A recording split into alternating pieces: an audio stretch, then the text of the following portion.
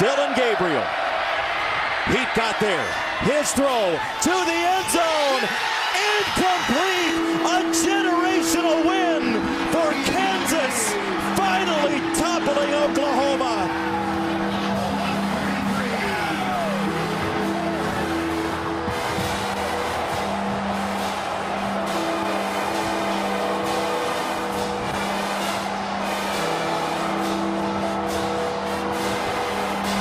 That was the scene from Lawrence, Kansas yesterday, and let me tell you, it was wonderful. This is what college football is all about. The excitement, the enthusiasm, the sheer appreciation of the game. I love seeing it. If you're a Kansas student this year, this is something that you're going to tell your kids and your grandkids when you're older about how you stormed the field back in 2023 when you beat Oklahoma. Just an amazing moment. I love to see it for Kansas and the Jayhawk faithful. And let me tell you, if I was at that game, that was a cold, rainy, weird game. There was a weather delay in the middle of it. If I was at that game, you know what the first thing I would have done afterwards was? We were going straight back to the hotel, and I would have soaked these old bones in the hot tub just to get that chill on my bones. So being from upstate New York, I know what that's all about. But a wonderful moment for Kansas. I loved seeing it. They ripped the goalpost down. I know it's controversial. I know storming the field is controversial as well. But I think that it's what truly makes college football what it is. You don't get that in any other sport in the world. So thank you, Kansas, and thank you, college football, for a phenomenal moment yesterday. We're going to talk about Kansas in this video. But before that, we've got to unpack these Oklahoma Sooners. Now, I was sitting on the couch watching this game, and as I do when I watch football games on Saturdays and Sundays, I reflect, and I internalize what I'm seeing. I think about what I'm seeing. And it occurred to me that the Oklahoma Sooners are the Minnesota Vikings of college football. And you may think to yourself, what do I mean by that? If you're an Oklahoma fan, they play with your heart. Just like Minnesota Vikings, play with your heart. Just like it's a game. Every game is stressful. Every game, it's like you're going to have a damn heart attack. And if you are a Sooners fan, I advise you, get some blood pressure pills and get a copious amount of blood pressure pills for the month of November, because if the same trend that's been occurring now sustains through the month of November, these games are going to be stressful, they're going to be intense, they're going to take years off your life, and you may start to grow gray hairs. Even if you're a 17 or 18-year-old Sooner fan, if the games keep going the way they are, you're going to start growing gray hairs. I guarantee it. The Vikings always play their games close. They live and die by the close game, by the 2-minute drive, by the game has less than a touchdown difference, win or loss. And Oklahoma's the same way. And that thought came to me yesterday. I acknowledged it. But then I started to analyze and dissect it. Why are Oklahoma's games so close? You go back and look at some of these. There was that UCF game last week. They were losing 17-14 in Norman in the second quarter against UCF, who on paper Oklahoma is far superior to. And you even go back to that game against Cincinnati back in September, and that thing was a lot closer than people would have wanted it to be. Oklahoma, who was supposed to have an explosive offense, only had 10 points at the half, so that was concerning as well. They need more consistency. This has been a trend. Oklahoma was down 14-0 at one point yesterday. So, slow starts, games closer than they should be. Stressful endings, Oklahoma just pulling it off. Why is this the way that it is? Why is Oklahoma the Minnesota Vikings of the NFL? And the fact that they play with your heart as a Sooner fan. They stress you out for all 3.5 hours of the game. Why is that? Well, I can break it down in a couple of ways. Like the Vikings, they're not structured to blow teams out. They're just not. And why is that? Because when opportunities come for Oklahoma to extend leads and to put their opponents away, to finish their opponents, they don't capitalize on them. They don't have that knockout punch. They have a punch. They'll bloody you up. It'll be a street fight. They'll bloody you up. But they don't knock you out. They don't put you away. They don't put you away in round 2. They wait till round 6 or round 7. They dance around the ring a little bit, and then they knock you out. And I have the numbers here to prove it. When it comes to extending leads, putting your opponents away, finishing, winning by a considerable margin, there's 2 stats I look at. Your third down conversion percentage and your red zone efficiency. So let's talk about third down conversions. Oklahoma, 35% over the last 3 games. That is not nearly good enough for a team that has aspirations to make the college football playoff. That needs to improve, and they have the personnel to do so. Red zone efficiency. Oklahoma is 52nd in the nation.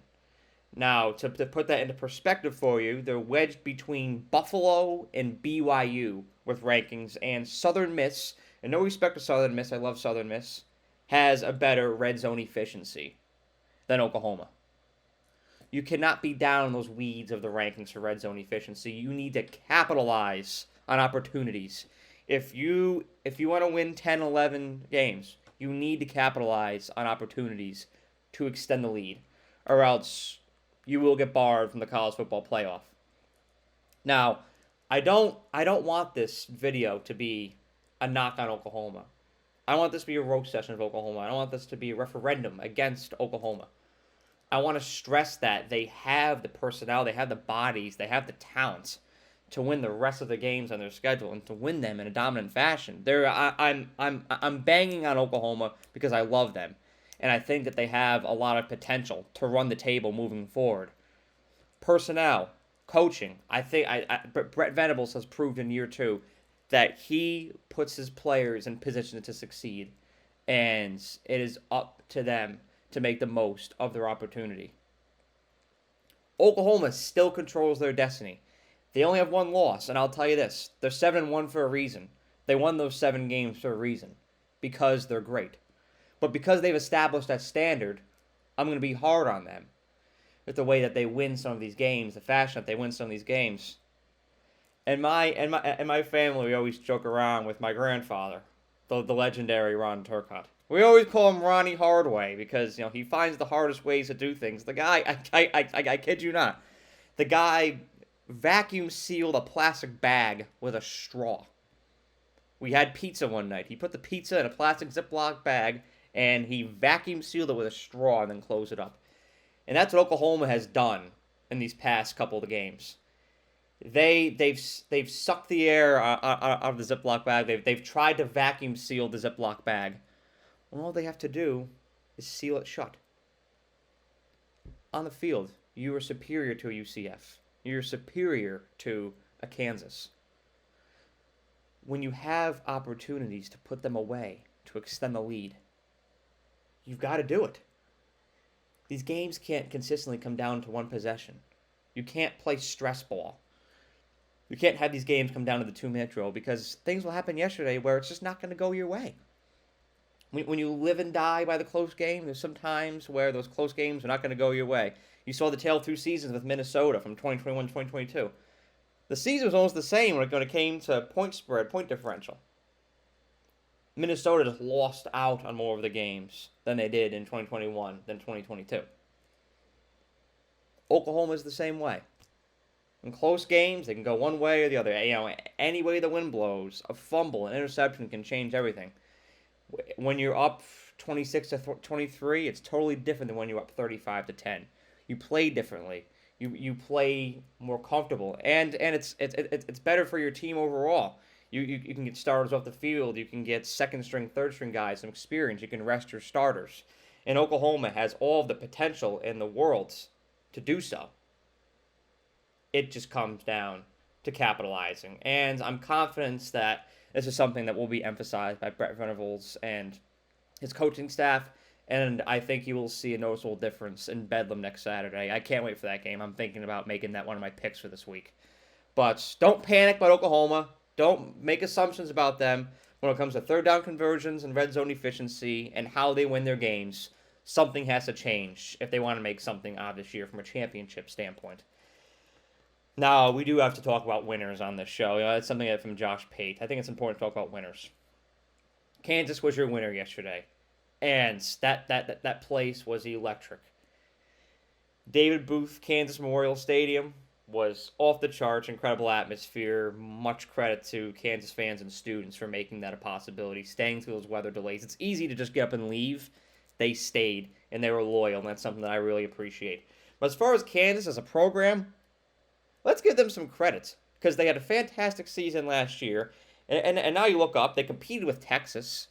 They're 6-2 this year, and you could, like last year, they started 6-0. But I value this Kansas team more than last year's Kansas team because of their trajectory right now and because they beat Oklahoma. It's one thing to start 6-0. It's one thing to have a good record, but in this game, it's more than your record. If you beat Oklahoma, that gets people's attention. Kansas got the nation's attention yesterday. And from a marketing standpoint, from a recruiting standpoint, the overall yesterday, that was a win. So much you can not only hang with, but beating Oklahoma, and the way that they played with such grit and such resilience. Just hats off to those Jayhawks. What a Saturday it was in Lawrence, and Kansas is a great party school too. So I'm sure that party scene was very vivid. All afternoon, evening, and to the night and the wee hours of this morning. I know Lawrence, Kansas was rocking.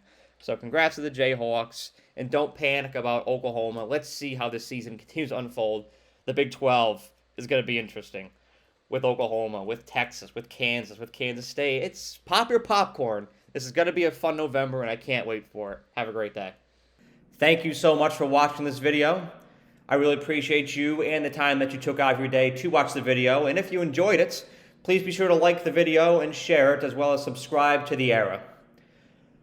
The more likes and subscribers I get on this channel, the more resources I can attain, and the more resources I can attain, the more value I can provide to you, the viewer. And that is how I show my appreciation for you for the time that you devote to watching my videos. So thank you so much, and have a great day.